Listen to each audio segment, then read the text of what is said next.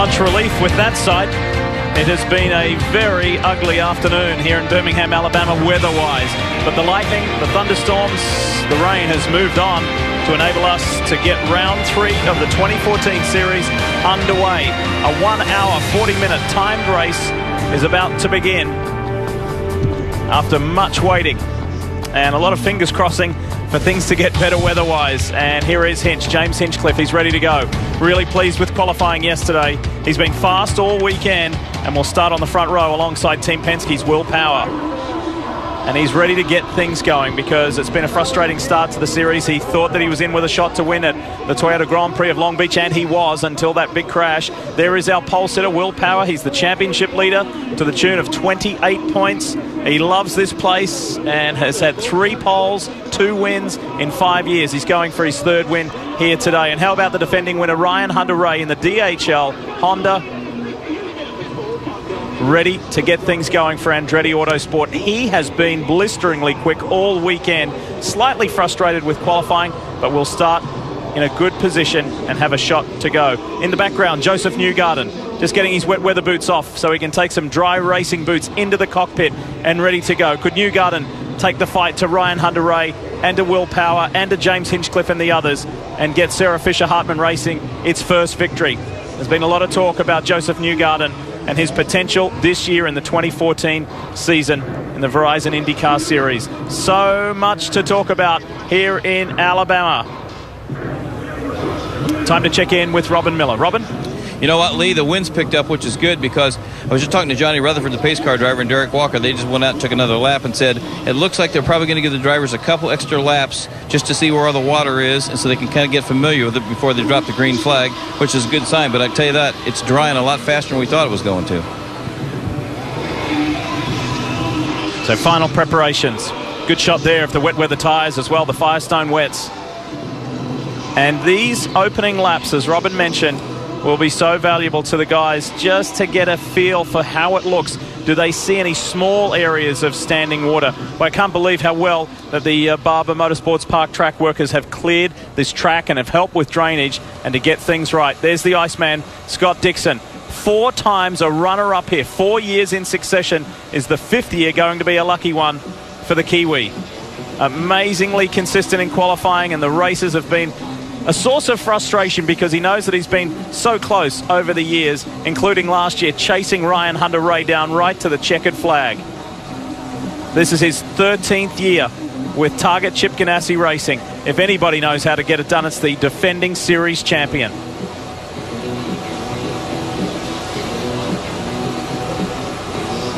The drivers strapped in, they're locked in, and when we return to Barber Motorsports Park for the 3rd round, we'll get the command, and yes, thankfully, we'll go racing. Here come the top 3.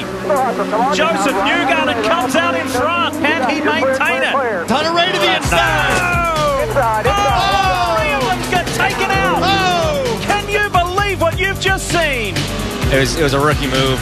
Patience is a virtue, and someone wasn't very virtuous today. Whoever started that, I would say it wasn't a smart move, especially in that corner. I didn't expect anything like that in 4. There's no situation where it even works. When the checkered flag flew on the 40th Long Beach Grand Prix, Mike Conway stole the show. But the attention slid Ryan Hunter-Reay's way for instigating a messy moment at the front. A racing driver, when he's in the moment and he sees a chance to go for it, I went for it because I want to win the race. RHR then felt the wrath of many drivers, including his own teammate. Here in Alabama, the 2012 Series champion looks to redeem himself on a course where he has memories of a better style.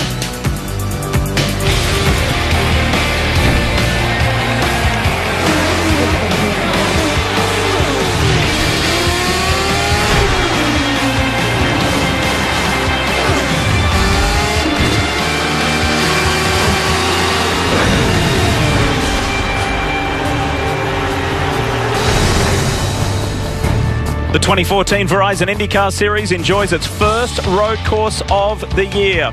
Off the back of 2 city street courses, this is the Honda Indy Grand Prix of Alabama at Barber Motorsports Park in Birmingham, Alabama. Round 3 of 18. Marco Andretti yet to win on this track. Can he notch up a victory here? It would be crucial for him to get things rolling. And what about the defending winner, the 2012 Series champion, Ryan Hunter-Reay? He's ready to roll. Last year was as near to perfect as you could get, from pole position to standing on the top step of the podium. He's got very happy memories here. So too does Helio Castroneves. Really good stuff. He won here in the inaugural year in 2010, and he's had a pole as well. He feels strongly about this Alabama circuit and is ready to continue things in a positive manner because he sits 4th in the championship at the moment. His teammate there in the number 12 Verizon machine leads the way.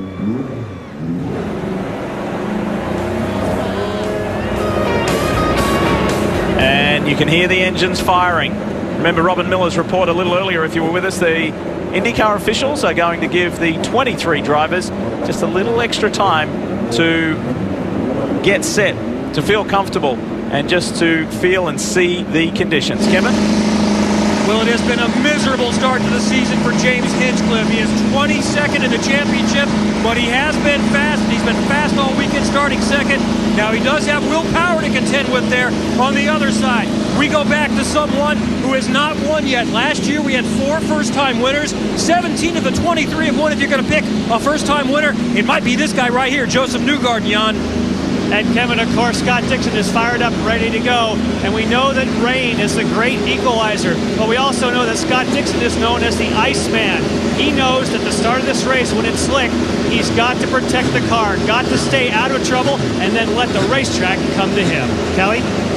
Schmidt-Peterson teammates Simon Pagenaud and Michael Aloshin will start 10th and 11th respectively. The Frenchman actually had the fastest lap in qualifying. Although it came in round 1, he still thinks he has a good shot to win starting in the top 10. For his rookie teammate, it was the first time he advanced to the second round of qualifying. Not prepared for the rolling start at St. Pete and is determined not to lose any positions when the green flag drops today, Robin. Kelly, 2013 Indy 500 winner Tony Kanaan started 33rd at Indy in 2010, finished 11th. He started 17th at Baltimore a couple years ago and finished 3rd, but it's been a long time since he's been this far back. He's the master of the fast start. He's the master of the overtake.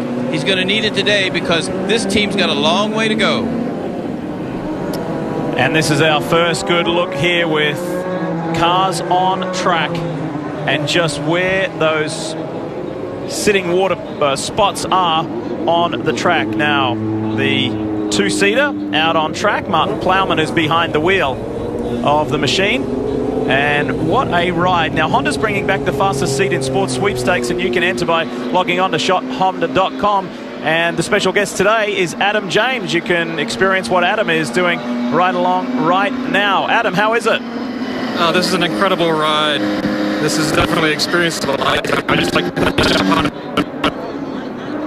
And a little bit of technical issue there, and that's kind of a little bit understandable that we have had weather-wise. Just a reminder, log on to shophonda.com and you could have the opportunity that Adam has today by starting a Verizon IndyCar Series race. And the sweepstakes begins May 1st and ends August 6th.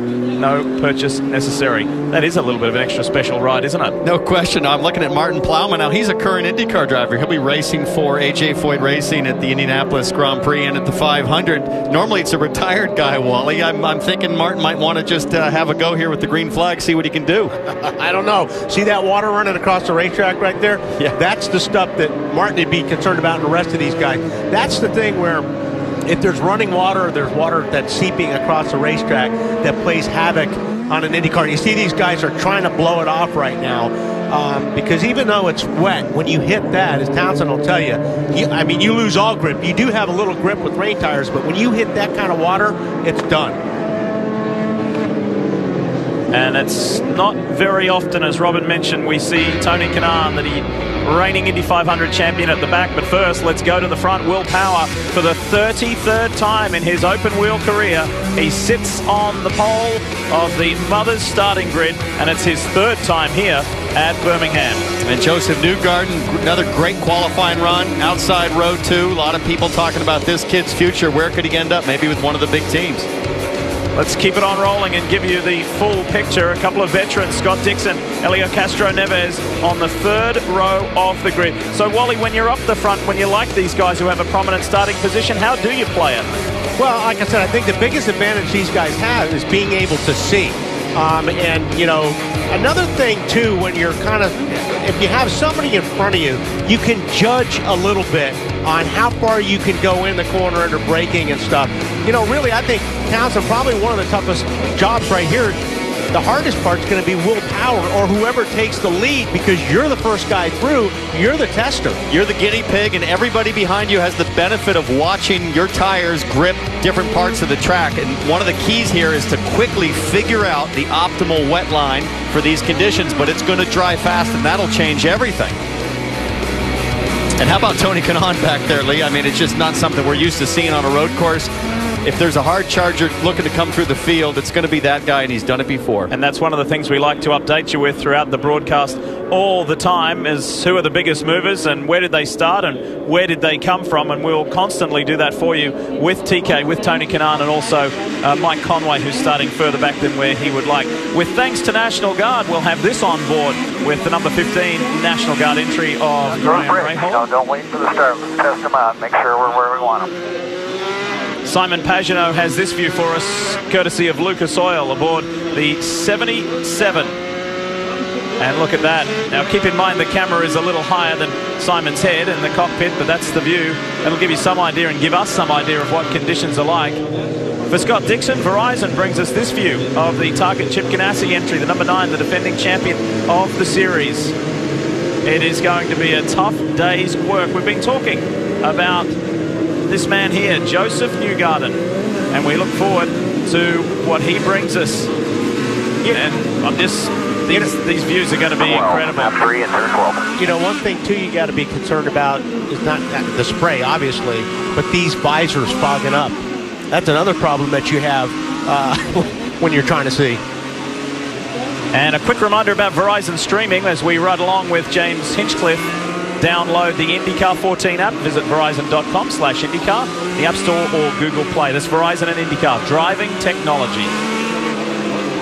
Ooh, lots of standing water there as they crest that blind hill. Yeah, Wally, you'd mentioned visors fogging. The last few years, one of the neat things about the visors on these helmets is they're now 2 layers. So there's sort of a layer of air trapped between a thin plastic inner layer and then the outer thick visor layer. That's done wonders for reducing the fog. I remember back in the day, you'd be out there with the Rain-X, the anti-fog, and drilling holes. I mean, I used to drill holes in the bottom of the visor. It's gotten a lot easier, kind of like ski goggles, but pure visibility just with the spray is the biggest issue, no doubt. And look at that. We get some indication of the spray there at nowhere near full speed.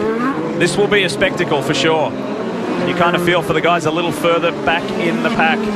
Ryan Briscoe told us that earlier, didn't he? We'll have to see how it is starting from the 10th row of the grid. Green this time.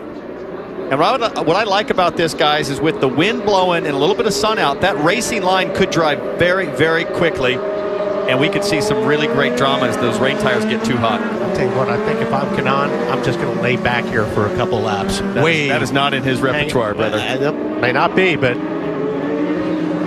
Over on the back part of the circuit. Don't forget about your overtake. Get your fuel where you want it. Slot 4 or whatever you think here. Get your fuel where you want it. That's the voice of President of Penske Racing, Tim Cindric, to pole sitter Will Power. As James Hinchcliffe for Andretti Autosport slots up alongside him, the field packs up. Can you imagine being one of these 23 IndyCar drivers for the Grand Prix of the Honda Indy Grand Prix of Alabama? We are set to go finally after a lengthy rain delay. Round 3 of the Verizon IndyCar Series in very trying conditions. Andretti pulls out very early, further back in the field, and pole sitter Will Power will take turn 1. Wow, and look at Huertas went inside Saavedra there, almost in the overrun area off the side. Side by side, the grip's going to be on the outside line, I think, here. Let's watch. Hinchcliffe went to the inside, though. He went wheel to wheel with Will Power. Look at this. Hunter Ray slots in as well. He looks that inside line into turn 5. Oh, that visibility is miserable further back for all those guys. Wow. Power up front where everybody wants to be with a clear view. And so far, Wally, they've been very well behaved. I really expected somebody to have a problem going down that corner. Hinchcliffe has not given up. And on the left. Oh, it has to give it. You have to give it there. There's no way you can't hardly go through there side by side when it's dry. These cars produce so much downforce, but they do so through suction. That is Pagano off. I was going to say, they pull up so much water, so it's going to be really bad on these first 2 laps. And Hunter Ray is almost backwards. Oh, we got somebody backwards. That's Munoz spinning further back. And another car as well. Joining Carlos, that's Takuma Sato. The 14 started 14th. Can he get the ABC supply going again? No, he needs help. Get your hand up, buddy. Get your hand up. And he's got his hand up because the car has stalled, and he's going to need a restart or a push. We've got a full course caution. And that's the hardest part about this, guys, is you're coming around, you think you've got grip, and you come to a section of track where everybody clearly hit a little bit of water. You saw Hunter Ray almost lose it, and then further back, completely blinded, 2 more guys lose it over that same stretch. And they were just starting to get spread out a little bit where you may be able to see 20 feet, 30 feet. Now they got to go and start this thing all over again. We got some replays for you to show you what happened to Takuma Sato. Right in the middle there, coming through the turn. Oh, there goes Munoz. Yeah, Sato and was that's Montoya. Montoya was avoiding, and then at the back almost exactly the same thing, Sato.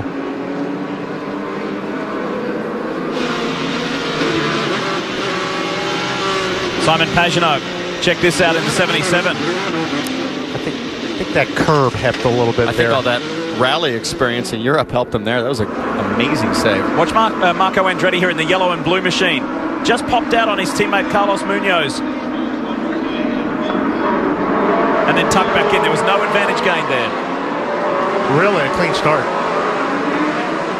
And all 23 drivers doing a superb job on the start. And Takuma Sato has been fired and is back going. You're watching NBCSN's coverage of IndyCar, brought to you by back at Barber Motorsports Park, and we're still under a full course yellow here at the Honda Indy Grand Prix of Alabama due to a spin by Takuma Sato. In fact, a couple of cars went off track. Carlos Munoz and fellow Colombian Juan Pablo Montoya, they were able to keep going, but Sato stalled, got restarted, has rejoined the pack, and we're ready to go back to racing here. That just gives you a beautiful snapshot of what an amazing venue this is. Over 700 acres here on the plot. And if you want to know how difficult it is to be an IndyCar driver today, check this out with the reigning series champion, Scott Dixon. You can see him pulling a tear off here, getting ready for this restart. And that water is going to keep coming up, meaning the cars are going to pull it off the asphalt, shoot in the air. It'll get better and better with each lap, but here we go. Restart, and green means go here. You can pull out of line. As soon as that green flag flies, you start racing. Green. Hunter Ray on the inside of his teammate, but he's not close enough. Power, Hinchcliffe, Hunter Ray, Castro Neves, Dixon, Newgarden, Andretti. That's the top half dozen. Look at RHR around the outside. Now, side by side, Hunter Ray has a little bit of an advantage because he's on the clean part of the track, and he gets the power down better. Because Hinchcliffe was on the dry line, which is rubbered up, it's really slippery. Ryan Hunter Ray is desperate to get that win he feels he should have had in Long Beach, and he wants to go back-to-back here. And look at that, Michaela Lotion on the inside of Joseph Newgarden, and Montoya lights it up and gets sideways out of turn 5. Now look at the spray off these cars. I mean, that is just really, really incredible. You cannot see anything. I mean, you really, all you're doing is if you pick a spot, whatever you can see, if it's a guy's wing in front of you, you're just basing off of that. And a lot of times, if he goes off the racetrack, you're going to follow him because you cannot see. No question. It's a lot like fighter pilot, formation flying. And the other problem here is you don't have the muscle memory because you've been running in the dry. All your reference points are based on the speed in the dry, not in the wet. Montoya pushing a Lotion really hard here. And the World Series by Renault driver and race winner Michaela Lotion. So look at this, around the outside goes Juan Pablo Montoya. Wally, we spoke about this earlier. He's on a mission. And he is. And like Townsend pointed out, he knows where to run on these racetracks because, like he said, where the rubber is on the line, it's very slippery right now. He's actually looking for the dirt and the debris. That's where these rain tires really hook up. That was such a great example of the grip of the rain line, which is rim shotting the outside of the corner. You see a lot of guys experimenting. Look at Bourdais back here, all the way outside on that cushion, just riding around with good speed. Kelly? Remember, for Juan Pablo Montoya, it has been about 7 years since he has raced in wet condition. He was a little unsure of how it would play out. He seems very comfortable with his setup today. And although he was pretty chirp earlier when we talked to him in the pre-race show, he has been battling somewhat of a flu throughout this week. He said he kept waking up in the middle of the night with sweats, but this guy was amped up. He was ready to go racing about an hour ago, guys. doing a super job in these challenging conditions in the PPG entry for Roger Penske, and he gets sideways. That's where he and Munoz left the racing circuit earlier. That's where you're testing every lap. The track is getting a little bit better. The rain is, or the water's coming off the track, so you're pushing it a little bit harder every lap, and that's the envelope that you're pushing right there. You're going to find out where the edge is. And your visibility is getting better with each lap, so your confidence grows, but you got to be careful. Look, he's pulled the same move again there on Marco, the over-under in the final corner. And I promise you, Marco's guys are going to be telling him, stay outside in that last right-hander. Andretti wants to challenge back into turn one, but he's unable to.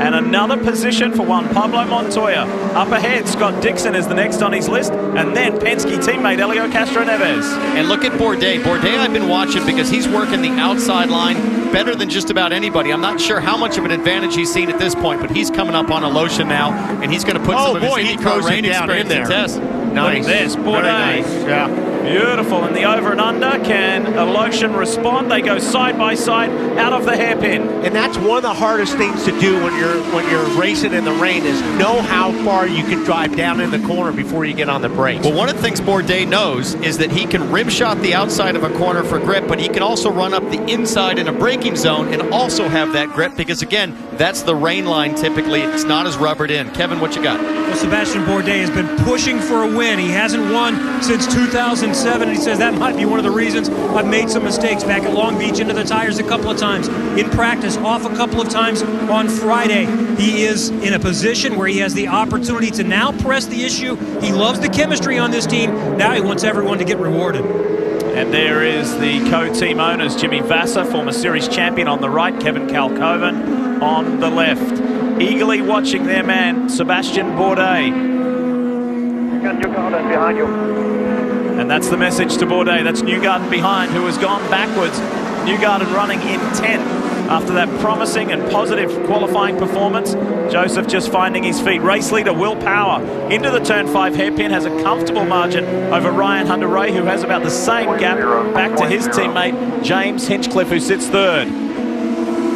And life is more comfortable up here, Townsend. They're doing a fantastic job, really. I mean, Power, it's very hard to do what he's doing. The first guy on the track, you've got the great visibility, but you have to be the guinea pig, as Wally said earlier. Now, all of these guys would have most likely disconnected their rear anti-roll bar to aid with rear grip in anticipation of the rain. But if the track dries as quickly as it looks like here, it could be really interesting to see their balance fall off. Look at the river crossing here. You see these two big stretches of water pushing across. That really is going to hurt your traction. You can see everybody's trying to go around it if they can.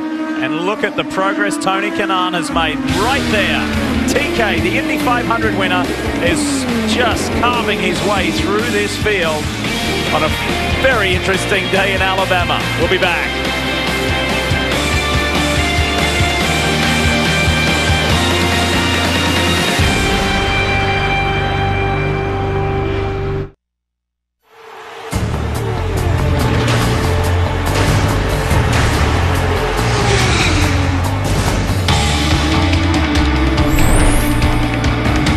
As we come back to Barber Motorsports Park for round 3, a reminder that the first Saturday in May, the race to the Triple Crown begins with the Kentucky Derby. Coverage begins Wednesday at 4 Eastern here on NBCSN, and it all leads up to the big race Saturday at 4 Eastern on NBC. Things are drying out and things are clearing out, if you will. Power, he has now led all 5 years here at Barber Motorsports Park in the Verizon IndyCar Series. No other driver has done that. And is it a different Will Power this year? Some say yes, some say no. There's one thing's for sure, Townsend Bell, he is on a mission, the championship points leader. No question. Look at his lap times. He's a second quicker than anybody on track right now. They say the rain is the great equalizer, but it's equalizing in his favor right now.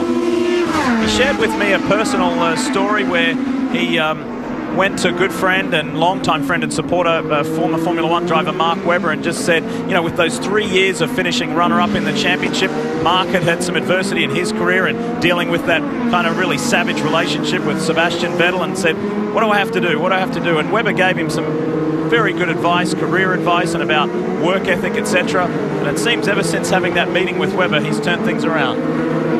Well, you know, he just is focused on winning, and this is a guy that's always focused on winning. We're looking at TK here, who's just been charging through the field like we talked about. currently running in P14. Remember, he started last, and this is the kind of race he needs to really turn this weekend around, Jan. And the reason he needs this, not only the conditions, but also because of that momentum. You heard him say in the pre-race show, they really missed the setup in the dry. They tried all kinds of things. And in case you're wondering, they did try Scott Dixon's setup. It just did not work for Tony Kanaan. So he and his engineer, Chris Simmons, continue to work to try to find what will work for Tony. But these conditions are giving him the opportunity to go out there and show what he can do in the great equalizer on wet conditions. Take a look at that on the map there, just the tracker of where Will Power is in comparison to Tony Kanaan. Tony's dropped over this blind hill here, and Power is already down near the museum section of the track. Michaela Lotion on the inside of Sebastian Bourdais. Lotion has been very impressive so far in the rain. I mean, he has really been picking them off. He's been doing a very nice job. And he's passing good guys. Yeah, it's not like he's You think the barbecue might have had something to do with it? He got his first little nibble over there at Rusty's. He enjoyed it, and I think he's just enjoying being in the United States in general. The experience has been wonderfully enjoyable for him, and he's coming to grips with racing IndyCar style, that's for sure. So at the moment, Hunter Ray continues his chase of Will Power, Hinchcliffe, and Elio Castroneves. Montoya did get Dixon while we were away in that last commercial break. And then it's Marco Andretti, Michaela Lotion on screen right now. Bourdais and Newgarden in the top 10. And there they are, drawing the line. Munoz trying to get there as well. 1.1. Now what he's doing is moving over, trying to get temperature down on those rain tires. He knows the rain line is drying, and as it does, the temperature, especially on rain tires, it builds between the grooves. And if it gets too hot, they really just start to melt and completely fall apart. And the Lotion's being very proactive. Whoa, and Bourdais almost loses it there coming up over the rise. And you know, look at this, Wally. Look at this on the inside. Turn 5, and he holds the Lotion out there. That's a good move. Here comes a crossover. So, and your Townsend's right, though. If these guys are searching for all this water, I don't know if they can go another 15 laps, Townsend, because this water is going to start disappearing. They're not going to be able to cool their tires. And these things, when I don't know how you would call it, when the grooves take off on this tire, it grinds them up fast. Like in 1 or 2 laps, you can totally ruin these tires. And it rounds off the sharp edges. And when it rounds off the sharp edges, it loses all of its bite essentially on the water. Kelly, you can add. Yeah, Lotion doing a terrific job, especially considering he's been coming over the radio complaining of understeer pretty much since the drop of the green flag. You talk about learning the art of racing for this young Russian. He says he's really had to get used to the style of fighting on track. He says it's a bit more aggressive here than what he's used to in Europe. And he's handling it. He's handling it just fine, Kelly, isn't he? Because he just went past a 4-time open wheel champion and just drove straight to the outside of the track and made life hard for Sebastian Bourdais as they continue their fight over 8th place. A little further up the road, Scott Dixon, Elio Castroneves, and this is Juan Pablo Montoya, who has made up position after position, lap after lap, and at the moment is in a really nice position, sitting in 4th, which is exactly where he finished in Long Beach a couple of weeks ago. He is knocking on the door of getting on the podium on his return to IndyCar racing. If you've just joined us, though, up front, this is a power show. Will Power, that is. The Team Penske driver, well and truly in command over Ryan Hunter-Reay, last year's race winner.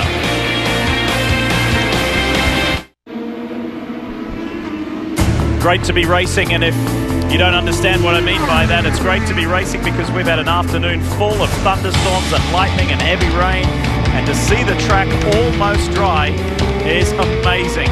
As we race in this time-guaranteed 1 hour, 40-minute third round of the Verizon IndyCar Series, you're looking at the Verizon Chevrolet driver Will Power, who leads this championship by 28 points, and there's the series champ Dixon, who's working over Castroneves big time. This has been a great battle right here.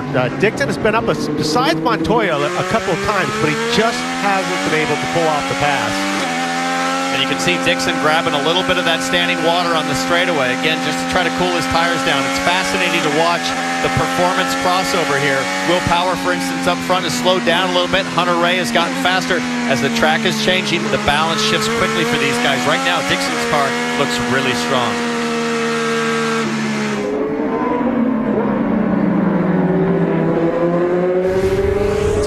show you this. This is Jack Hawksworth on the right-hand side of your screen. Ryan Briscoe on the left. That downhill section into turn 5, the hairpin. It's a really signature corner here at Barber Motorsports Park, and the rookie made a good job. Oh, Will Power! Power is off! The race leader, when he had 4 seconds lead over Ryan Hunter-Reay, has gone off the track at turn 5. And that might have been all of that 4 seconds given up there. Let's see if he's fallen behind Hunter-Reay. Just as we were talking about the balance changing and the performance changing. No, he's lost the position. Hunter-Reay is to the lead. Just when things were well and truly in control, what has happened to Will Power? And that has played just beautifully into Ryan Hunter-Reay's hands. Let's show you what happened to the race leader. Coming into the hairpin. He just overcooks it on entry. Understeers off the corner. Now he's thinking, I'm going to lose the lead. I'm trying to stay on it. Then he's got to get out of it because he's going to get the tire wall. I'll tell you what, he got lucky twice. Not getting stuck in the gravel and not hitting that wall. Yeah. So there's the margin now. First to second after leading every lap, all 17 laps so far. It's now gone Ryan Hunter-Reay's way. And one of the things I'm watching, I'm starting to see a little bit of that heat vapor form on that straightaway shot. If you look closely, you can see that heat coming up. That means these tires are going to go fast now as that dry line comes in. And when you say fast, that means they're going to deteriorate. They're not going to go faster. Yeah, exactly. This is not good to see that steam coming off those tires. Your gap is 3 seconds to Hinchcliffe, 3 seconds. Here we go, the fight further back. Look at this, Aloshin, Marco Andretti. You got Bourdais, Newgarden in the mix. Guys going to the inside line, searching for that wet. Everybody in a desperate attempt to cool down their tires now. Inside Bourdais on Andretti. And look at Bourdais, that's a great comparison. And the inside line is now finding the grip that guys want. Let's see what happens here in the brake zone. Bourdais to the inside. See if there's a crossover. And he slows straight down there, yeah. I think he was expecting the crossover right there. Bourdais was. But you know, Townsend, it's going to get to a point where the first guy's going to come in, and we've seen a lot of times they're going to gamble and put the dries on, and everybody's going to, you can lose or gain a lot of time depending on how that first guy puts those dries on and how quick he goes. Oh man, but if you're that first guy, it is such a roll of the dice. And that's a problem right there. That stuff across the track is really, really bad on the dries. Absolutely, especially when you come out with no tire warmers. Those things are cold as rocks, and you've got to get temperature and find out if you've come in at the right time or too early. See who's going to be the first one to take that chance. We can't say enough about the 26-year-old Russian, Mikhail Aloshin, who is now running 7th. He's chasing Scott Dixon down. He's not fazed by the big stars around him, and he's doing an incredible job picking off positions and surging forward as we check in with Juan Pablo Montoya. We're hearing he may be having an issue here. Yeah, Lee, it looks to me like his guys are maybe getting ready there in the pits. They're going to start putting pre-printed text, as you see there, on the signboard that he's going to see on the front straightaway, probably because his radio is going away. Just shows you the preparation of Penske. I've never seen a team. I didn't know they had those things already printed out. What a drive, what an opening period it has been from Juan Pablo Montoya, though he still maintains 4th, trying to bridge that gap to James Hinchcliffe, which is around about 6 seconds. As he continues his pursuit for a championship, Ryan Hunter-Reay has been gifted the lead courtesy of a mistake from Power. Can he hold on to it?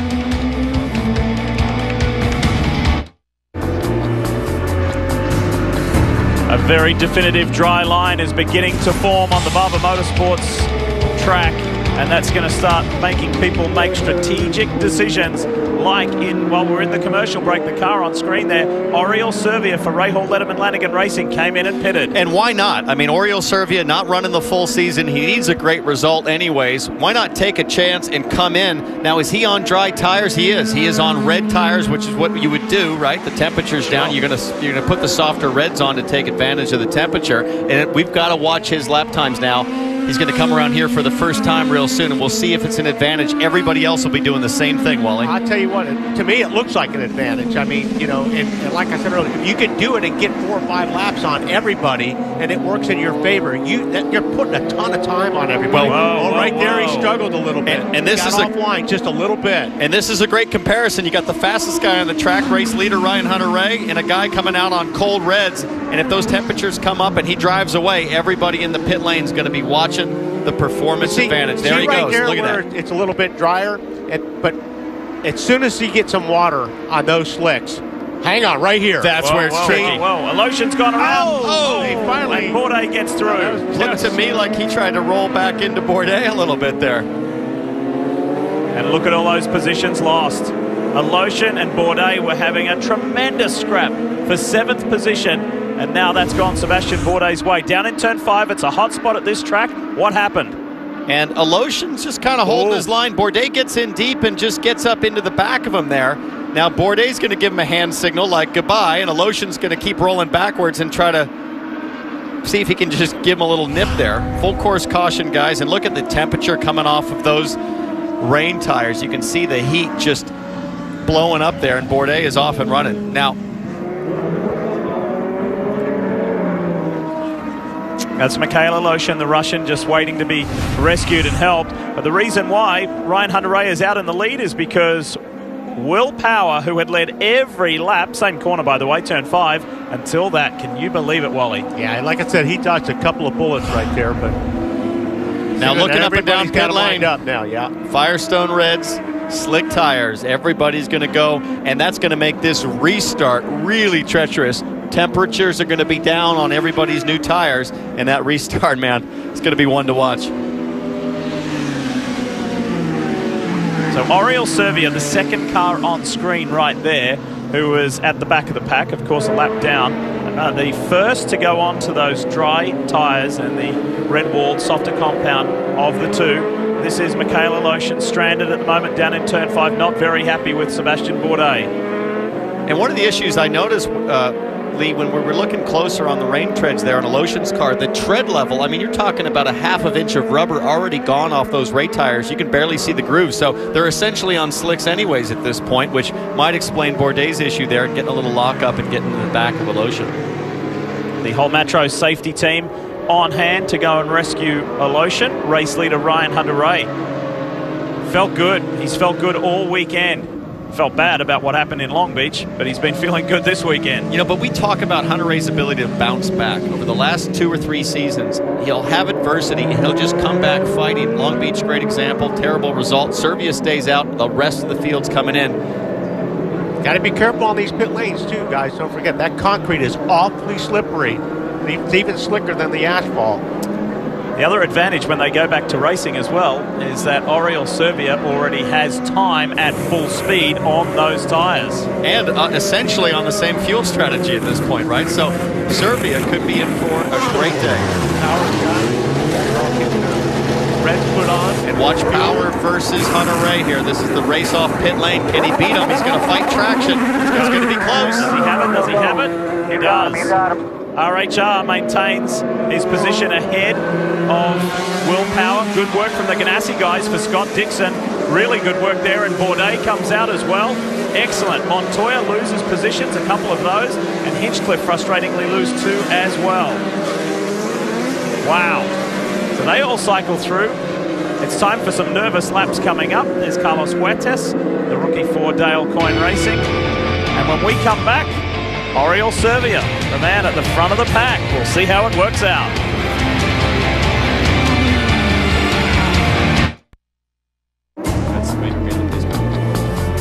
Yes, you are looking at a very damaged race car, and there's an extremely frustrated driver. It's Carlos Munoz of Andretti Autosport, and he lost it just on the outlap after making his first stop.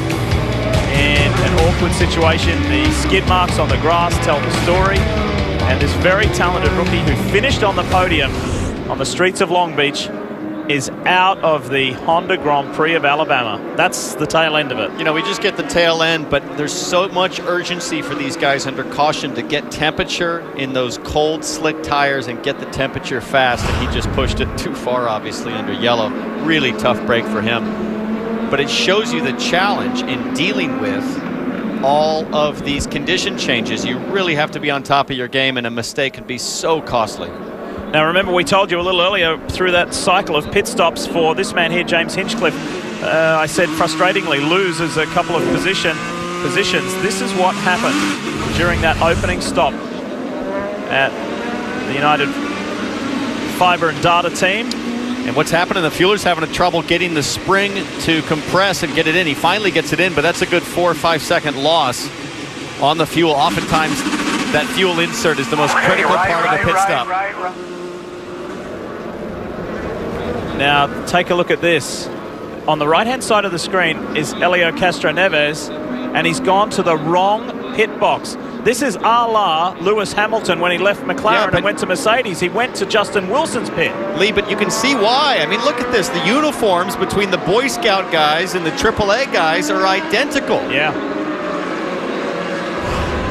How about that? The penalty of sponsorship. Yeah. Paint schemes. Hamilton did the same thing. After seeing McLaren uniforms for so many years, he forgot that he was driving for Mercedes momentarily. He said, oh, hey, there's Bob. I'm coming in. So Munoz's car will be rescued. We'll clean things up and go back to racing. What a day we've had.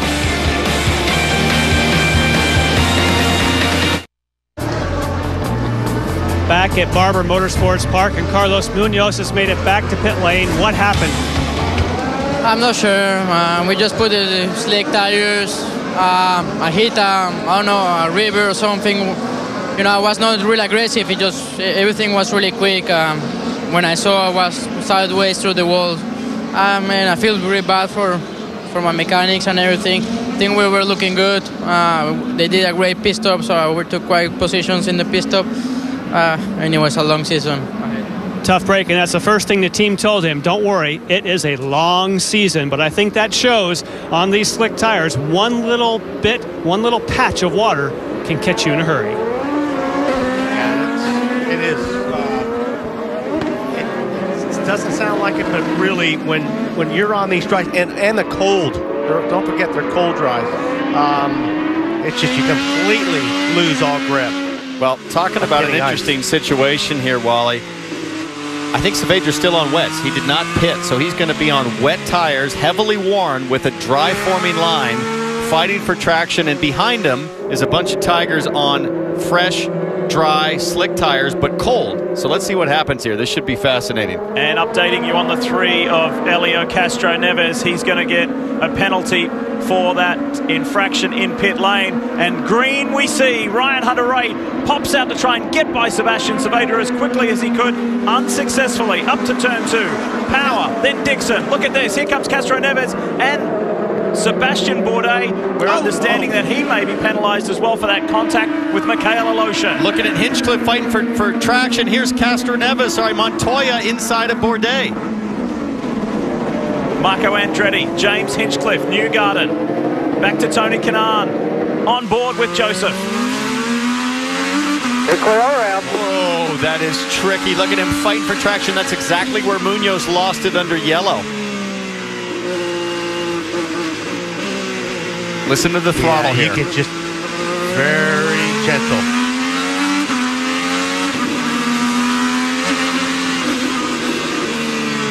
Oh, they are tiptoeing through that fast chicane now. Oh, somebody's off there ahead. It's Montoya.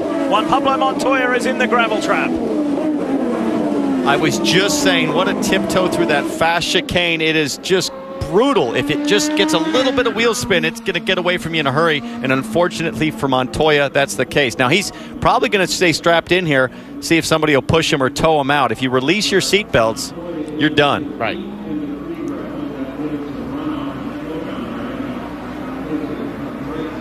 Visor up to signify that he's okay. It was just a spin and a dump in the gravel trap. Montoya, who had been running very well today, as you can see, he's animated to get going again. Oh, was there contact with Bourdais? He may have gotten some help on that one. He was awfully close to Bourdais' nose there, who already gave a little love to Aloshin earlier. There's Bourdais up ahead. Watch this. On board with James Hinchcliffe. Here goes Montoya around the outside of Hinch. Now look at Marco. Marco's on that outside line. Watch Hinch fight for traction. Nice move, Marco Andretti. Now watch this. Look to the right-hand side of your screen. Look right, look right. Really can't say. I mean, I would guess, it's such a fast corner, I would guess that he just lost it on wheel spin. with how much people are tiptoeing through there, but we're going to have to look at it again. There's another angle, this time from behind. Take a look at this. Way up there. I think he just lost it by himself. Yeah, I don't think Bourdais got into him on that one. Wow. Kelly, what do you have? Lee, difficult to say whether or not he had a little bit of help there, Juan Pablo Montoya, but he had just come over the radio during that caution and told his team it was a bit early to go to the Reds. He said, we've got to do it, but there are still some spots on this track that are just too wet. Kevin? See, Sebastian Bourdais there has been penalized for contact earlier with Mikhail Aloshin. Bourdais not happy at all on the radio, but he's going to have to serve a penalty. Also on the restart, James Hinchcliffe had dropped to 6th. He was second going into that pit stop. They had a problem getting the fuel probe inserted, so just a mechanical issue, and that's why Hinchcliffe lost several spots. You know, with everything getting wet, like it did this morning, I wonder if something like the fuel probe spring, you know, can just kind of tighten up a little bit. Yeah. That's something that needs to be lubricated constantly, but it's the little things, guys, in this business. Sebastian Saavedra, as you saw there on the right-hand side of the screen, as Montoya's made it back, still leads this race. However, he is the only one in the field yet to pit. Kelly? Leave the tires, leave the tires. Juan Pablo Montoya in. They were asking whether or not he had a flat spot, so you see him as they check around the tires or around the car, Plenty of time, guys. removing some of that sand, the debris. Get it right. They've also been having issues with the radio for the 2 cars, so they're working on we're okay. whether or not he's got a flat spot. Doesn't look like they're going to give him in new tires. Definitely a lengthy pit stop here for the 2. It just becomes a longer day when you're a lap down, though. Yeah, he's already at the back, so they're going to take their time. They're working on the radio. That's over his left shoulder. That's where the radio cord will come out of your helmet and plug into the car system. So hopefully for him, he's going to have clean communication. Thorough check for JPM, and they'll send him back into the mix. What an eventful day at Barber Motorsports Park. We'll be back.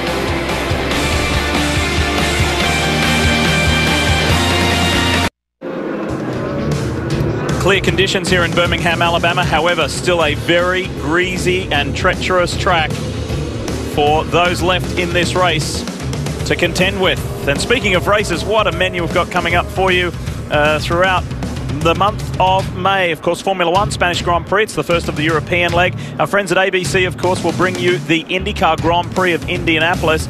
We've got on NBCSN Carb Day from the Speedway, and then the Monaco Grand Prix will be live on NBCSN and NBC May 24th from 7:30 a.m. Eastern on the greatest day in racing.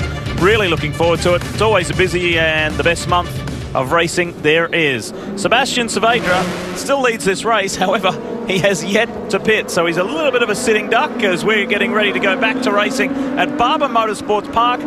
Yellow over, green flag flies.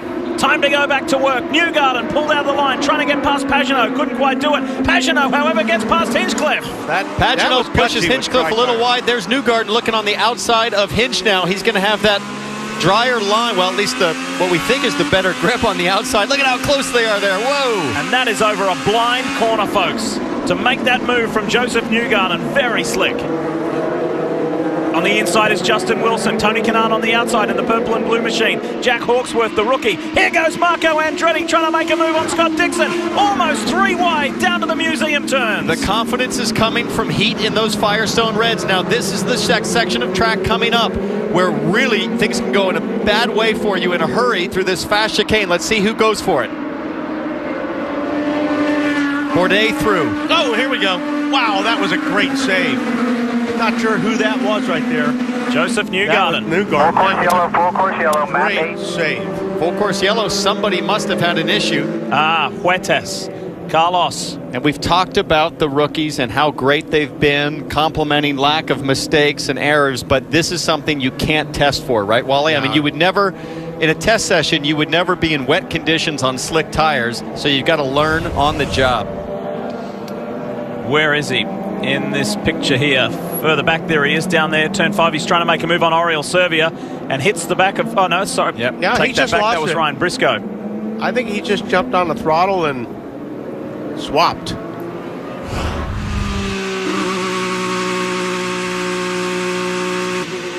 Let's take you back a few moments. Let's show you the restart because it was pretty frantic. Look to the right there, Simon Pagenaud on the inside of James Hinchcliffe, and Newgarden lining up a shot as well. Yeah, look at these guys. Now, Newgarden's doing the right thing by taking a little bit of space away. Sorry, Pagenaud, a little space away from Hinchcliffe. Hinchcliffe's out on that exit curb, is going to have no grip. But man, that hairpin exit, guys, has just been brutal, whether it's under yellow or under green. Well, how about this for a ride? This is onboard Joseph Newgarden, Sarah Fisher-Hartman Racing. Watch this. Whoa, whoa, whoa, whoa, whoa. I'm going for it. I am going for it. I tell you, did a great job there. And like I said, when he got on the other end of this racetrack, when that thing swapped ends on him. But look at his hands dance on the straightaway over those wet patches. I can't tell you how intimidating, how sketchy it is to come off of a dry section in 150 miles an hour on slick tires to hit standing water. Man, these guys are working overtime. This is as close to a home race as Joseph gets. He's from Hendersonville, Tennessee, just outside of Nashville. He's got a few family and friends joining him, but he said, honestly, I don't want the throngs of folks coming along. I need to stay focused. This is a huge year for me. As race leader Sebastian Saavedra is looking for every puddle left on the track, and there aren't many, Wally. Yeah, I'm just trying to figure out what his strategy here is. I mean, he's obviously got to come in for fuel pretty quick. Open, but stay out. And they're telling him stay out. That's Matt Curry, his race engineer, saying stay out. So perhaps Matt knows something that we don't. And with the amount of cautions, it just continues to help him. And like we said, you know, the track still has some water, so he still has some. You're doing it great. I'm okay. This is a tough call. This is what we had to do. Based on this, these guys keep going off on reds. So you just keep yourself on track here. When you pit, we're going on reds. But I'd like to get these other guys going where it gets a little bit drier.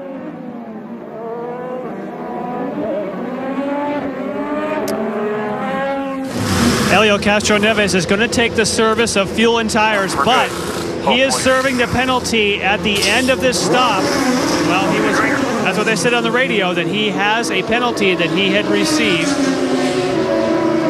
And as you see, Sato, Montoya, some others making stops. I believe what they meant on the radio is he would get the service now, then serve the penalty that he had for the penalty early on. So now that makes sense. Conway also back out on the track. Maybe I think if Saavedra figures if they stay out there long enough and there's enough yellows, they can stretch this thing to where when they do come in, make the pit stop, they won't lose a lot of track position. And Wally, there's already been 4 cautions for 12 laps. So with each and every one of those, it's helping Saavedra's cause. Going green this time, lights are out. And watch Saavedra's very different line compared to everybody else, Townsend. Well, he's not exactly trying to cool his tires. It really looks like he's trying to keep his fronts warm, I guess. I mean, I'm not quite sure what he's doing there. I mean, the more you're swerving on those rain tires, the more you're wearing them out. They've got to be completely worn down, but he's in the lead. And he knows that other guys are making mistakes. Kevin, do you have anything for us? Well, Townsend, I have heard drivers being told it's more important to keep heat in the tires right now than to save fuel. So I think that's it. Well, but that's the rest of the field that's all on reds, not the guy that's on reds or rain tires that are all worn out. Yeah.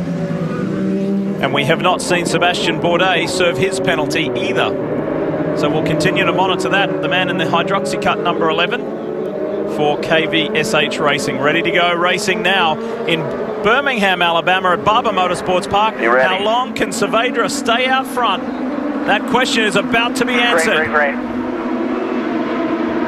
Hunter Ray, Power, Andretti, Pagenaud looking racy. Hinchcliffe wants to get a little bit of revenge on Newgarden for the move he put on him last restart. Briscoe inside of Rahal, just squeezing in. Rahal doesn't want to relinquish it.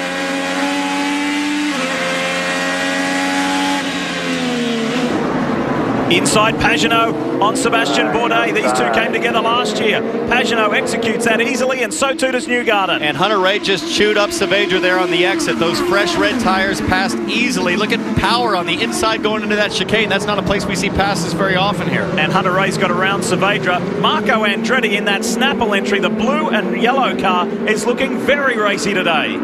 Now this is the section where we've seen the mistakes so far. They're coming through what is normally an easy, flat-out, wide-open throttle section. There's a little bit of that puddle at the end, but it's drying very quickly.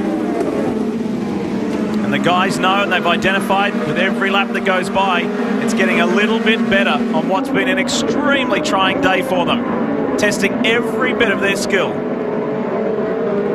There's Michaela Lotion in the 7, the SMP Racing entry, making his way back, but unfortunately he's a lap down the bottom of the field. Look at Andretti continuing to apply the pressure to power.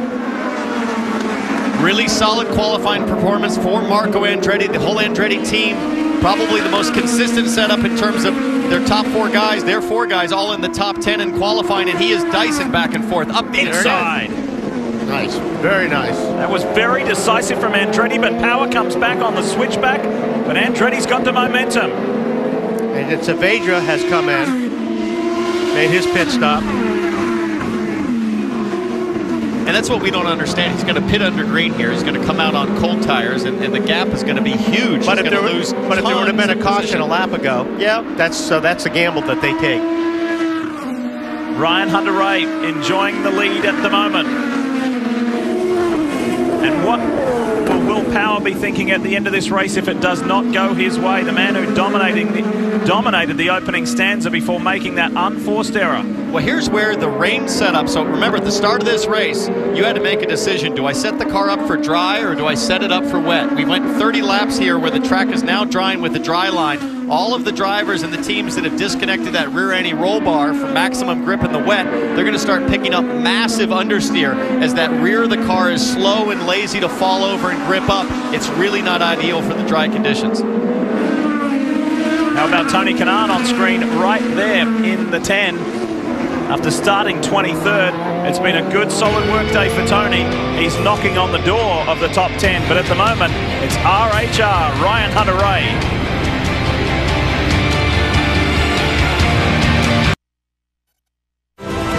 When the lights went out at Long Beach, the fight was on. Hunter-Reay to the inside! No! I didn't expect anything like that in 4. Dixon and Wilson, who were duking it out. Oh, they hit! That's him done. Pagano in the tires at turn 6. Chrome horn. No respect. Well, he should be angry.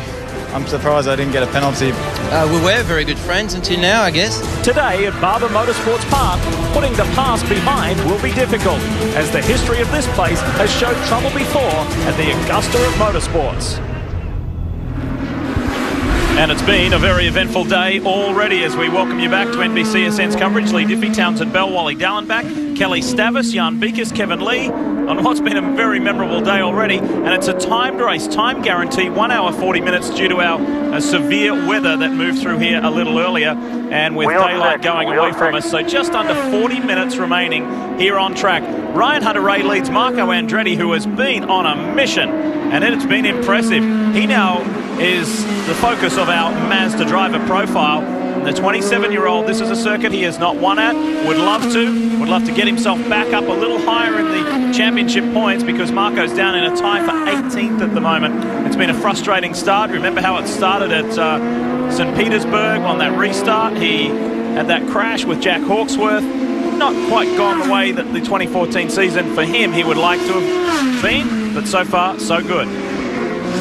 Now for Marco Andretti, they have revamped the way that they're engineering his car. He told me that now they're coming with less options to the racetrack. They have an initial setup, and then they've predetermined we're going to go one way or the other, depending on what you think of the car. And he says, that's taking a lot of pressure off me. Now I can focus on driving. I don't get all hung up on making all kinds of wild changes on the car. They've been on the radio telling him, you're faster than Will.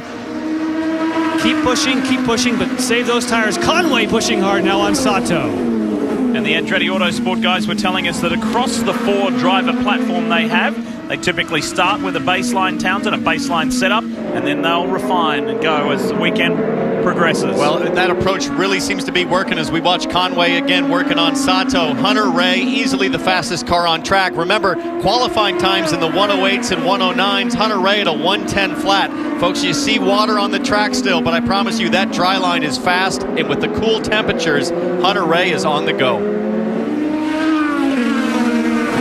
There's a mover in the pack, and it's one of our rookies. Jack Hawksworth has made his way up into 10th.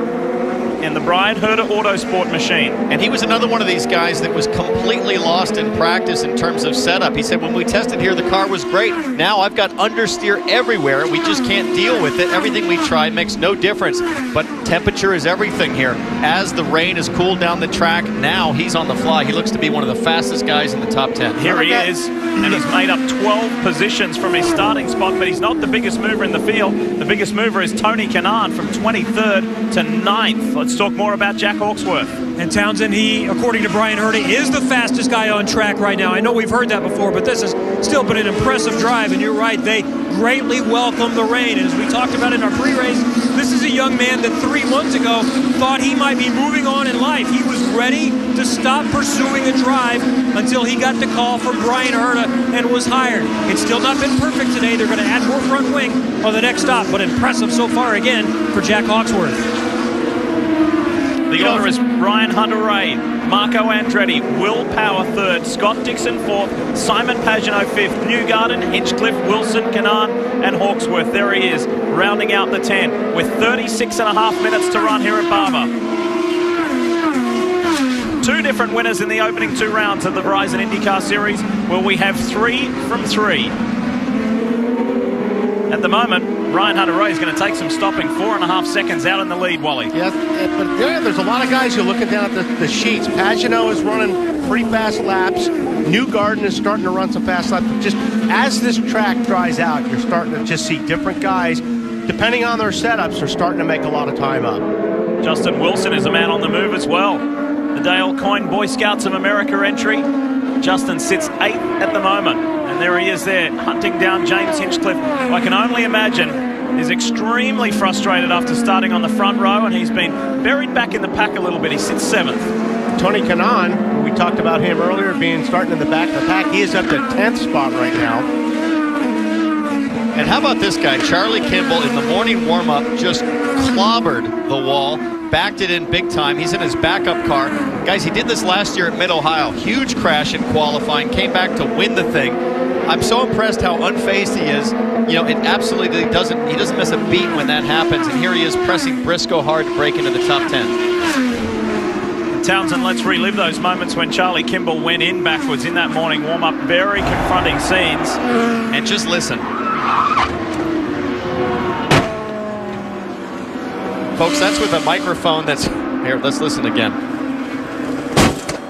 And there's a sign of crash experience, taking your hands off the wheel, and all you can do is wait. It's the worst feeling in the world. You know you're on your way. You know it's going to hurt, and you just have to take it. He was 22nd at the end of the first lap. Charlie Kimball right now runs in the 12th position. Will Power has been under sustained pressure from Scott Dixon, and here comes his old sparring partner and friend, Simon Pagenaud, into the deal. It's Andretti and Hunter-Reay, the teammates at the front of this field.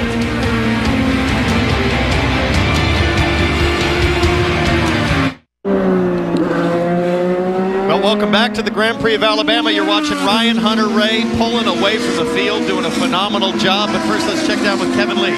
Michael Andretti's cars are 1-2. This is more like what you want. This is normal, straightforward conditions. Do they have enough to hang on up there? We hope so. You know, there's still a long way to go, but so far so good. Pit stops, will you want to try, are you hoping for a green pit stop so everyone doesn't come in at the same time? Yeah, we don't want anything to change now. We want to stay green the rest of the way. Thank you. Michael Andretti. There's Graham Rahal in the National Guard entry. Serviced and sent. Oriole's coming through the last corner right now, so go, go, go. And that pit lane exit is not dry, and he's on cold tires, sticker reds. Watch this. This is tricky. Look at his hands. Listen to the throttle. Woo! He got on it pretty hard, harder than I thought he would. Probably make it to the end now. Everybody else is going to have to pit.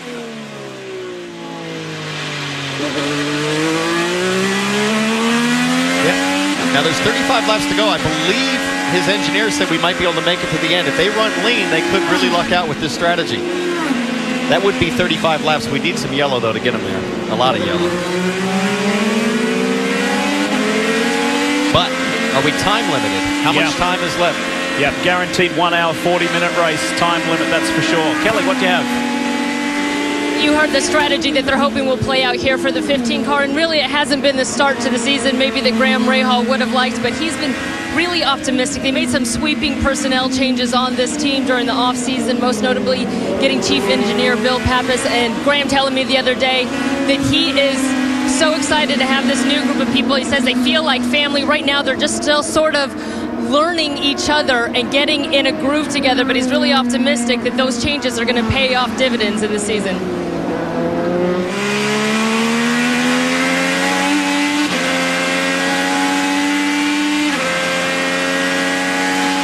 Back to the race leader. Here is Ryan Hunter-Reay with half an hour remaining in this race.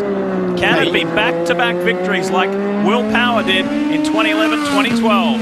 Hunter-Reay, I mean, you just watch his car. Even though it's still damp, that thing is hooked up. Well, he's the first guy into the 109s. He's a 109.85 on that last lap, and he is flying. Here's Sebastian Bourdais and Kevin standing by. Kev?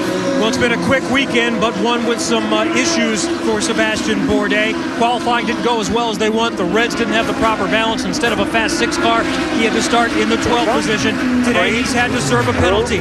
They're coming in earlier than they need to because they feel their only chances to get out, get clean track. The car is fast. And let's see if they can make through when everyone else cycles through. He's on sticker reds for this last stint. Right, Rahal is coming out. Push, push, push. Yeah, push, push, push, bud. But listen, it's really slick here, and he's had a season of a couple of mistakes, uncharacteristic, so he's got to be very careful not to repeat that here. At the same time, his only chance to win is to push as hard as he can. Wally, when you're as good as Sebastian Bourdais is, and we see him at Long Beach a couple of weeks ago, and he made 2 unforced errors when in a prominent position, how badly does that dent your confidence?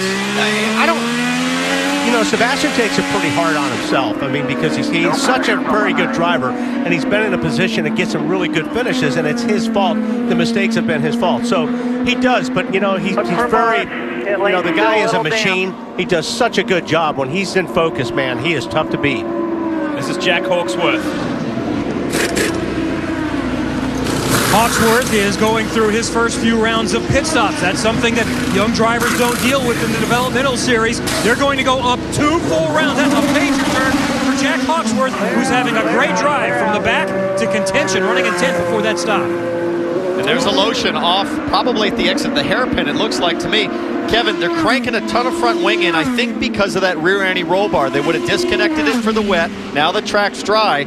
You need a ton more front downforce to help compensate for the increased grip of the roll bar adjustment. So these track conditions really challenging to deal with. And the minutes tick by, just 27.5 to go, and Ryan Hunter-Reay boasts almost a 5-second lead over Marco Andretti. Here comes Marco. Joseph Newgarden, he's been in the thick of it as well. James Hinchcliffe is also on pit road. This is Newgarden. The message on the radio throughout the early portion of this race for Joseph Newgarden was patience, use good judgment. He started up at the front and fourth, made all the way back to 10th, but that patience has allowed him to work his way back up into position to contend for this race. We see a front wing change, and it's sticker for Joseph Newgarden on his last stop. Massive loss for Newgarden there on the fuel. Same problem that Hinch was having earlier. They just couldn't get that fuel probe to plug in. I really think some oxidation has occurred with all that rain because it's uncharacteristic to see this many issues with the fuel probe. Let's take a ride. This is Conway and Bourdais further down in the order. This is 16th and 17th position. Kind of feels weird talking about Mike Conway there, considering he won at Long Beach. Well, it just shows you again how competitive the series is, and our race leader is in. This is Hunter-Reay on pit lane. Will Power is also in the pit lane. Final round of stops with 26.5 to go. Ryan Hunter-Reay has a prime position here at pit out after winning the pole at Long Beach. He's trying to go back-to-back here at Barber Motorsports Park. He's got a stint of sticker red Firestones for the last stint. It's a great stop. Will Power also exits out with a lot of track and ground to make up on Hunter-Reay. Yeah, that's how you keep your lead right there, is pit stops like that. And you know what I was watching was the fueler. It went plugged in just perfectly square and clean. Clear, all clear.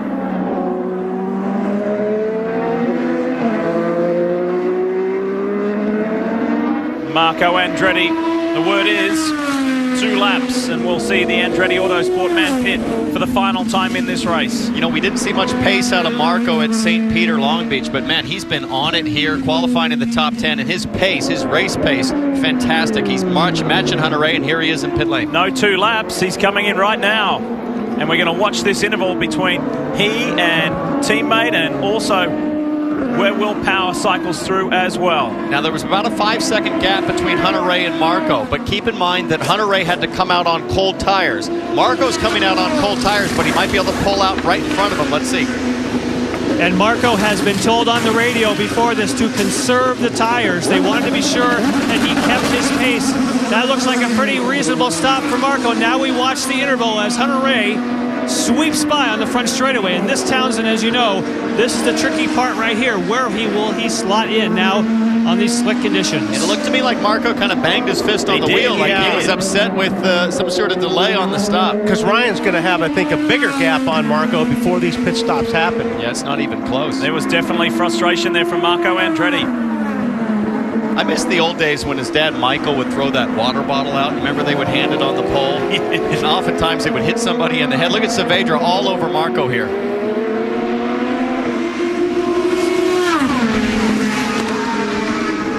Saavedra, who enjoyed time at the front of this pack, going on a solo strategy compared to the rest of the field a little earlier when things were drying. This is Dixon, the man who has finished runner-up for the last 4 years in a row.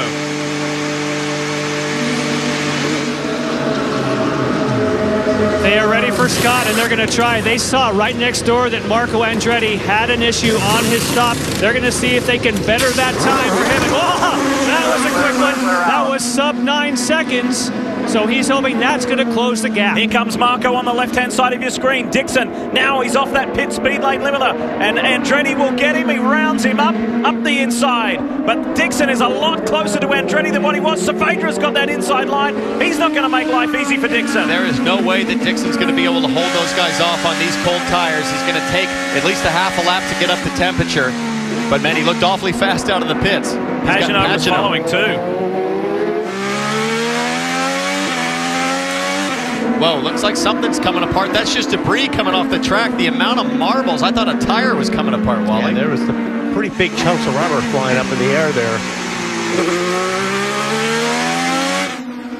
Now, as you can see, Dixon's still, like you said, Townsend, it takes a lot of heat to get those tires working where he can. But it's coming in faster than I think, and if he gets the temperature in here, we can see a hard charger on fresh rubber. This is Justin Wilson. And at the back of those guys where you saw Dixon come out, here is the Wilson stop. And he obviously has gone well on fuel and on tires. They also go for a front wing change, not as much as we've seen for some others. Now Wilson, again, a bit of a shake of the head, not as fast as he would like. And look at this pack, and look at the back of it. Behind Pagenaud and Dixon is Will Power. Now these guys are banging their fists and shaking their heads, but that's what happens on green flag stops. It's thousandths of a second that you're just feeling in the car. It feels like forever. And as this kind of circled through, it looks like Andretti lost about an additional 3 or 4 seconds on Hunter-Reay after that pit stop. Marco felt the pressure and the frustration. He was sitting there in his mind too long. Watch him in the cockpit. Everything looks good, but the fueler is leaning in. Oh, it looks like there's some kind of issue inside the car. Maybe it's a radio problem. And who knows what exactly happened, but he's looking over like, you know, why are we taking so long? Great stops here from Dixon, from Pagenaud, and now Power has to try and play catch-up. Saavedra's in the mix as well. How about that?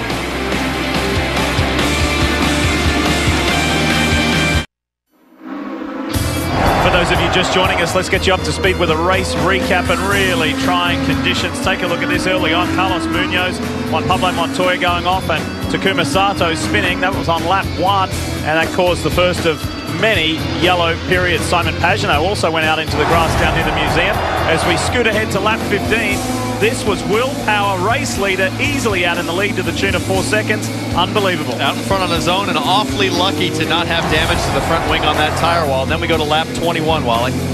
Yeah, a little contact here between these two guys, Bourdais and Alosha. These guys have had a great battle. They were, the whole race, yeah. And it ended there. We go ahead to lap 22.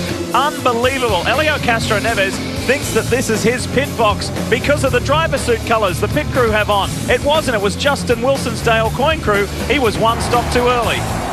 They look like a two-car team there. Then lap 27, everybody on a restart on slick tires. Here's Montoya off into the gravel. Got restarted. Currently, he's fallen back. Yeah, he's one lap down in 21st position. If you are Ryan Hunter-Reay, life is good as we check in with the Honda Indy Grand Prix of Alabama race summary. And RHR has been well and truly in control, but it is far from over for the podium places as we count down on minutes in this 1 hour 40-minute time guarantee race. And a quick reminder, you can be part of Honda's fastest seat in sports sweepstakes. Just go to shophonda.com to sign up. Enter for your chance to lead the start of one of these races, a Verizon IndyCar Series race. The sweepstakes begin May 1st and end August 6th. No purchase necessary, as we remind you each and every time. Wow, what a stop that was from Ganassi and also from Schmidt to leapfrog Will Power to put Dixon up into third. He's in contention for another second place. That would be 5 years in a row, Wally, finishing runner-up. And I've been watching this onboard with Dixon and him trying to catch Marco. It has been pretty good stuff. I mean, you watch him just driving this thing. There's a couple of spots that right there, like I said, all of a sudden he cranks a lot of wheel in it. He is pushing as hard as he can. Want to know what it's like to take a lap at Barber Motorsports Park with conditions like this? Turn up the volume. Here it is.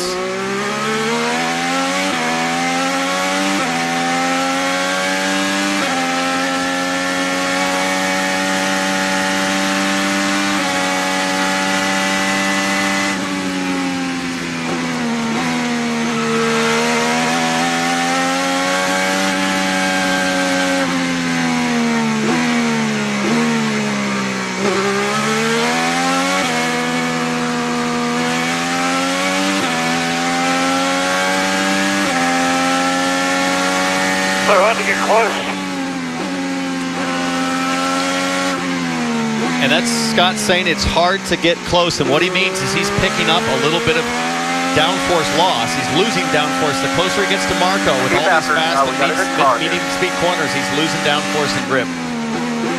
So he might be faster, but getting by is a whole different story. There it is. 2.3 miles around the Barber Motorsports Park circuit with just a quarter of an hour left. RHR looks like going back-to-back. Can Dixon possibly get another second spot?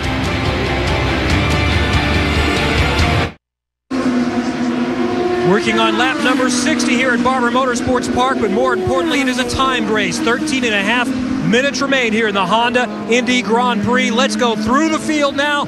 Ryan Hunter-Reay is cruising more than 6.5 seconds in front. He went from third to second early in the race on his teammate, James Hinchcliffe, and then got past Will Power when Power had it off. Hunter-Reay right now is in charge, Jan.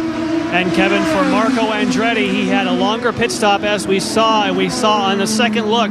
They were trying to connect his radio to his helmet. The team is unsure as to whether that was successful. They lost a little bit of time. They wanted to be able to talk to him, but now you can see there's a gap between Marco Andretti and Scott Dixon. We also overheard on the radio that he was saying, I can't stay close. Heard from the pits, we have a good car, just keep staying after it. Kevin? It's been a great drive for Simon Pagenaud. He also had a slight off early in the race and dropped down to 13th position, but he stormed all the way back to 4th. Rob Edwards called strategy for that team, said the car is fast and fast. In fact, his best lap is quicker than the top two right now. Jan? And not the kind of day that Will Power was hoping for after being so dominant. You can see this gap as we wait for Will Power to come into the picture. He was on the radio initially when they took the slicks saying, I don't want slicks. I want to stay on the rain tires. But he had to switch because everyone else did. Justin Wilson, of course, has made huge gains as far as moving up the order, now running in 6th. Again, he loved his car in the cold of the test. Now he has a cold day to show what he can do. Well, James Hinchcliffe lost a few spots with a slower pit stop, and they couldn't get the fuel probe in, but it's going much better than last year when he watched the race stranded for the entire race. When we were talking about this back in the transporter the other day, Ryan Hunter-Reay said, you watched the entire race and the car stranded. That's a rookie move. A little bit of a jab from Hinch's comment last week. Joseph Newgarden is there next in the 67. running in the 8th position. It's been a solid day for Newgarden. He's looking for a result. This place last year was his first top 10 when he went from 22nd to 9th. John? And you talk about big movers. You talk about Tony Kanaan now up into the 9th position. He still has quite a bit of gap to close down. As you can see that there, he has some pressure from behind from Kimball. But what a great day for Tony Kanaan when he said just couldn't find any kind of balance on the car, Kelly. Charlie Kimball has worked his way from 17th up into the top 10. Remember, he's racing in that backup car. They've had a couple of bad results early in the season, but he said he's actually got a feeling of momentum because at times they have shown speed. It seems to be working for him now. Behind Kimball is Ryan Briscoe. Now, he struggled with this setup all weekend long, and after qualifying, they decided to switch his setup to be the same as that of his teammate Scott Dixon in the 9 car. He said as soon as they did that, the car came alive. He's worked his way from 20th up to that 11th spot, Kevin. Kelly, rookie Jack Hawksworth continues to impress. He's been fast all season, but he hasn't had results really through no fault of his own. Certainly at Long Beach when he was collected running in the top 5. Today, the car has been impressive after struggling all weekend. He has worked his way up to the 12th position. Another guy talking about trying to work his way up, Kevin, of course, is Takuma Sato. You saw him spin. That was right when they took the slick tires. He hit some water, and unfortunately, the anti-stall didn't kick in for Sato, and now he's playing catch-up. But a very nice job indeed. Well, Mike Conway was one of the drivers looking forward to racing in this rain. He spent a lot of time over in Europe racing sports cars in some pretty miserable conditions. He said he was out there doing his rain dance. He also had a bad time in qualifying, starting 21st, and now he's worked his way into that top 15. Kelly, unless something dramatic happens, this is going to be a disappointing day for the Hydroxy Cut team with KV Racing and Sebastian Bourdais. They were fast all weekend. They've been fast all season, but started a little further back. He suffered a penalty in the race, and he's running in the 15th position right now. Well, Carlos Huertos, the rookie, he had a moment earlier when he spun out, but he said normally he's pretty comfortable racing in the wet. The biggest challenge for him here in IndyCar has been adapting to those red tires. He also isn't used to these long races where pit stops and strategy play such a big role. Behind him, Graham Rahal. Again, hasn't had the results that he would have liked early, but thinks that they have finally got the people in place to really make this team gel. This would be his best finish of the season so far. There's the story of the field, and so many stories to tell. There will be disappointments leaving Barber Motorsports Park, but there's going to be a lot of joy. Bizarre story with Ryan Hunter-Reay. Up until last year, he had never even had a top 10 here, and here he is just 8.5 minutes away from going back to back. Extraordinary. Well, it really speaks to the setup that Andretti has refined here. I mean, look at Marco's pace, Ryan's pace, Hinchcliffe, obviously, and even Munoz made a mistake, but he was awfully fast. And this track clearly so sensitive to finding the right balance, and these guys have really nailed it. And if you weren't with us earlier today, we didn't think we'd be racing. Severe thunderstorms and bad weather crossed us, but we've got it done. 8 minutes till we see the checkered flag.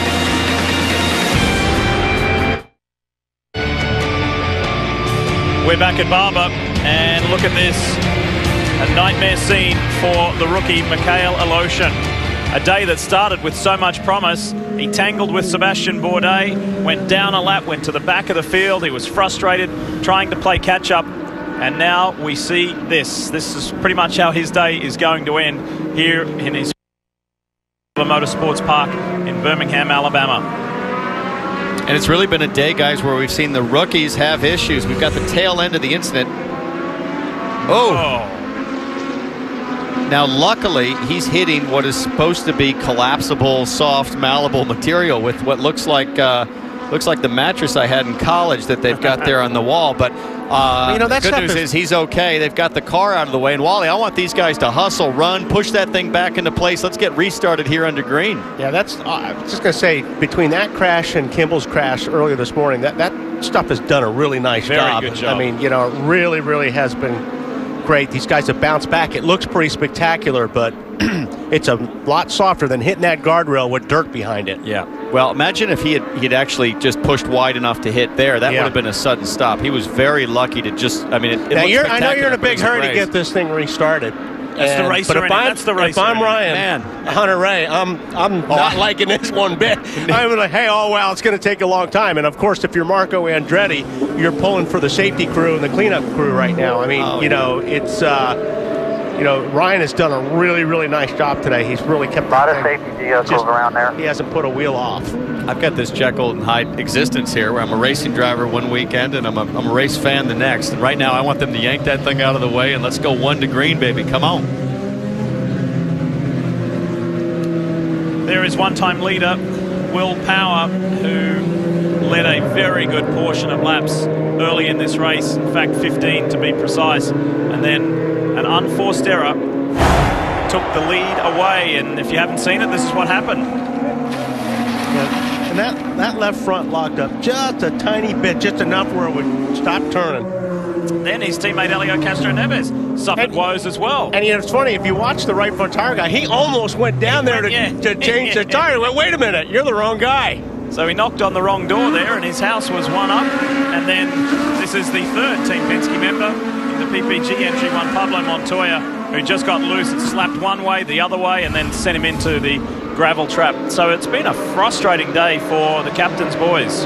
Now 3:20 to go. We could get 2 more laps, well, maybe 1 more lap of yellow here, but what a day it's been. I mean, so fortunate in a way as race fans to see this rain come and go, the lines start wet, dry up. Been very dynamic, but gosh, I can't get over how strong Hunter-Reay is after a bad weekend. Again, the last several years, whether it was a mechanical, a fault of his own, a fault of somebody else's, he always bounced back with a vengeance and just so dominant today. Jan? You may have heard during through the field, easy for me to say, Marco Andretti, I said that during that pit stop they were trying to reconnect the radio. They weren't sure if they were successful. Well, there is a new rule in the rule book that you must at all times have radio communication. That's why they took the time. During this caution, because of the crash, Marco was able to get that reconnected in the car. Otherwise, he would have been pulled out of second place and onto pit road. Well, how would they know that he doesn't have radio communication, I wonder? They can listen into all the channels. So if they call and they hear and he doesn't reply or vice versa, that's the test. And there has not been a Andretti Autosport 1-2 since James Hinchcliffe and Ryan Hunter-Reay in Iowa last year. So nice way to turn things around for Marco Andretti after starting the season at St. Pete with a big collision, hurt his wrist, got knocked out of the race. I can see you shaking your head, Wally, when you see. Well, we had a little bet going on. That crane with the tires. I'm like, oh, they can pull this off. We can go green, and you're shaking your head like, no way. I don't think so. So this one will finish as is. And if you were with us a couple of weeks ago at the 40th running of the Toyota Grand Prix of Long Beach, the Stars, Anaheim Ducks, Dallas Stars coming up as soon as we're done here from Barber Motorsports Park. That's just in a little over 10 minutes, bottom of the hour. Here it is. Great to get a win at the last weekend. Great. Hell of a drive, buddy. Hell of a drive. 1-2 finish. 1-2 finish. It is checkered flag time for Ryan Hunter-Reay, second year in a row. He repeats what Will Power did in 2011-2012. It's RHR in 2013-2014. Andretti Autosport 1-2. Awesome born today, Ryan. Way to go. That was perfect. Awesome. Jan? And Michael, you had a 1-2 situation at Long Beach. We know what happened there, but what a turnaround and a great day for your whole team. Man, I'm really proud of this whole team. Marco did a hell of a job. I mean, he drove his way to the front there, and proud of Ryan. He just drove a perfect race, so feels good after the last one for sure. And today, patience was obviously a virtue because Will Power looked like he had it handled, and Ryan held back. Did you guys discuss that strategy? No, not really. I mean, it just played out that way, and we were lucky Will made that mistake, and that gave us the track position, which is always important. And then just the way everything fell with the rain, the way it came down, and I mean the way it dried out and everything, it just came to us. So it was a good day. Definitely a great turnaround after Long Beach. The whole team obviously elated. A fantastic job for these two guys, and of course, what kudos from Marco Andretti. Nice job.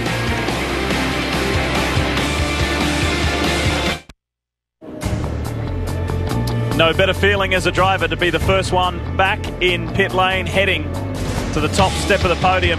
And as a team owner like Michael Andretti, is no better feeling than to have a team 1-2. Ryan Hunter-Reay did this a year ago. He knows what it feels like. And that was a superb performance. Yes, Will Power gifted him the lead early in the race, but then he didn't look back. Fantastic performance. Big championship implications there too. And what a way to respond after crashing out in spectacular style 2 weeks ago in California. Ryan Hunter-Reay picks up his 12th IndyCar career victory on an incredibly eventful day. And there's Michael Andretti, the legend himself, congratulating his key man. What a relationship they've built up over the years. And we thought he was going to be good to go through, but then he had to stop again too. So it's not just us, Paul Page, if that makes you feel. And it's time to celebrate. There's Becky and Ryden, their son, ready to celebrate with Dad. I'm not saying that he probably had some good food service for where he was watching.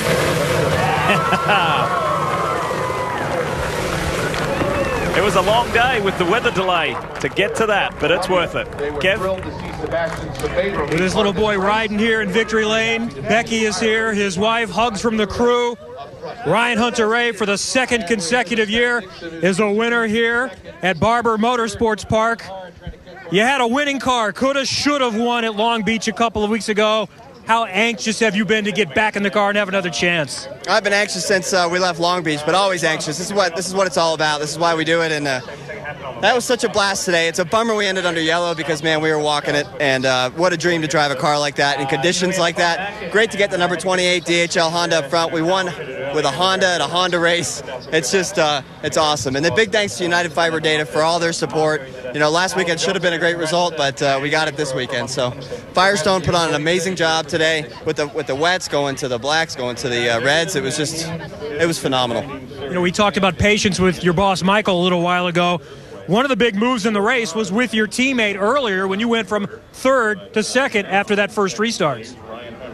Yeah, I mean, you know, going for it for sure, but it's always good racing with James. You know, we always have good, clean racing, and I just had a blast out there today. The race started to drag on a little bit there at the end when we were out there by ourselves, but you know, with the rain delay, things were kind of iffy today, and we got to start in the wet. It was tough for everybody today. How challenging was it when you went to the slicks? Oh, that was ridiculous. Yeah, that was horrible for everybody. It was like on an ice skating rink with sneakers, and but we brought it through. You know, the track started drying as we went, but it's just so awesome to see this car again in Victory Lane. It's early, but you're up to second in the championship, 18 points now behind Will Power. For the second year in a row, Ryan Hunter-Reay wins here in Birmingham. Kelly? Kevin, another big mover in the point standings is Marco Andretti. He finishes runner-up today, and Marco, feeling a lot of pressure, I imagine, from Scott Dixon behind you. How'd you hold him off there at the end? Just put my head down and look forward. You know, awesome job to Andretti Autosport. You know, the Snapple car didn't have much for the DHL car, so we need to definitely hit the drawing board and see how he kicked my butt today. But I think, you know, heck of a team effort. Just I was driving blind today. I didn't have a radio, and so the only way I knew how to pit, I knew when to pit was out of the corner of my eye. I saw Ryan stop, so I'm like, I guess I'm coming in the next lap. So it was a blind race, but I just had my head down and tried to hit my marks. How important was patience in this race, particularly early on when it was really wet? Oh, yeah. I mean, there was, you know, I could have very easily been one of the cars that didn't finish. I mean, we had a lot of moments. I'm not sure you guys had my onboard, but it was pretty fun. Not expect to see a move like that, a mistake, I should say, from Will Power. What did you think as you guys advanced by? He's human. He's beatable. All right. Thank you, Marco. Marco Andretti with a very valuable and important and morale-boosting podium. And again, an Andretti Autosport 1-2. Reminder, Stanley Cup playoffs coming up when we're done here. When we return, more interviews and the wrap from the Honda Indy Grand Prix of Alabama.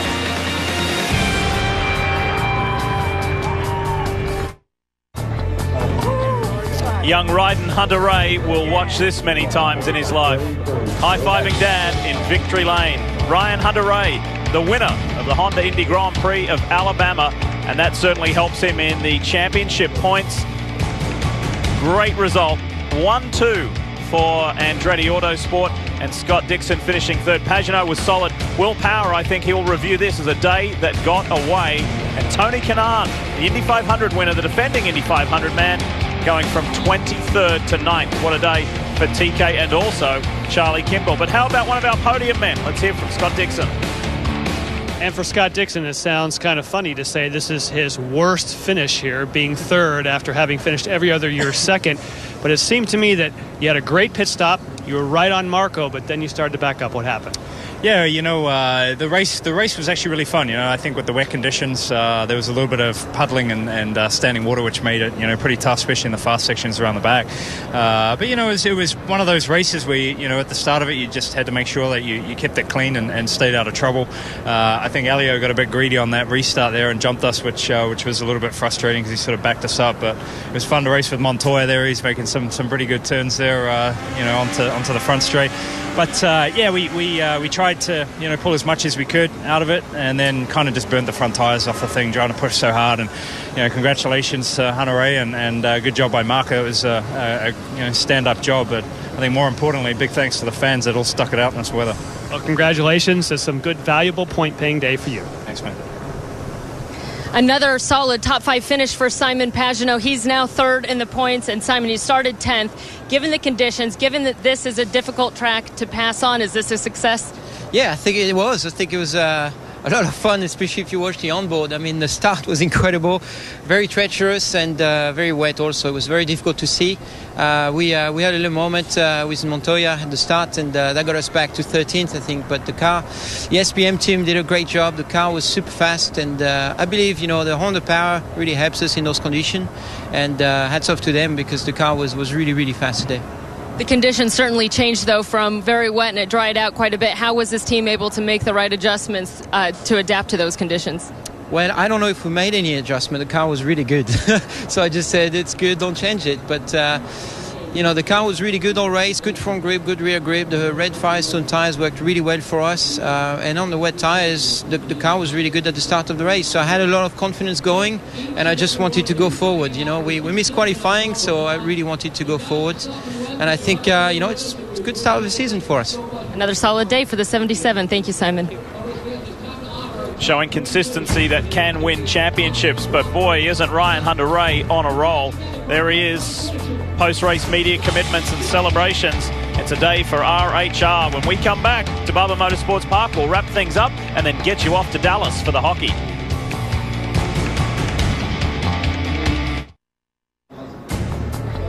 For the second consecutive year, Ryan Hunter-Reay has won here at Barber Motorsports Park in Birmingham. The point leader, though, is still Will Power, and it looked like in the wet you were going to check out. What happened when you had the off there in turn 5? Just locked up. Once you lock a wheel in the wet, you just go straight. But that was all right. We had a big enough lead to only lose one position. But, man, I missed that wall. I thought I was getting that wall there. Missed it by an inch, I reckon. Yeah, I mean, we just didn't have the pace in the dry. I think maybe it's a little heavy on downforce, but it was, yeah, the half dry, half wet condition, we kind of struggled. Thanks for hanging out. Still a 5th place result and still the championship leader by 18. That's Will Power. And that was a lucky escape. Speaking of the championship points after 3 rounds, let's take a look. There's that 18-point margin. Hunter-Reay now second. Pagenaud, the consistency is amazing. Dixon jumps up to 4th as well, and Marco Andretti will be pleased with that to sit in 6th spot, and Castro Neves drops a couple. So things are changing, but Power remains on top as we head into the month of May for the Grand Prix of Indianapolis, the road course race at the Speedway before the 500. Stay with us. Anaheim-Dallas game is coming up right after this. The Verizon IndyCar Series continues on ABC with the Grand Prix of Indy, Saturday, May 10 at 3:30 Eastern. And we'll be back on Friday, May 23rd at 11 a.m. Eastern to bring you all the action from Carb Day from the Indianapolis Motor Speedway. For all you need to know about the Verizon IndyCar Series, be sure to log on to NBCSports.com. What a day it was with the rain, the lightning, the wet track, and then finally a back-to-back winner. We congratulate Ryan Hunter-Reay. Back-to-back wins. For now, we take you to the hockey in Dallas. See you soon.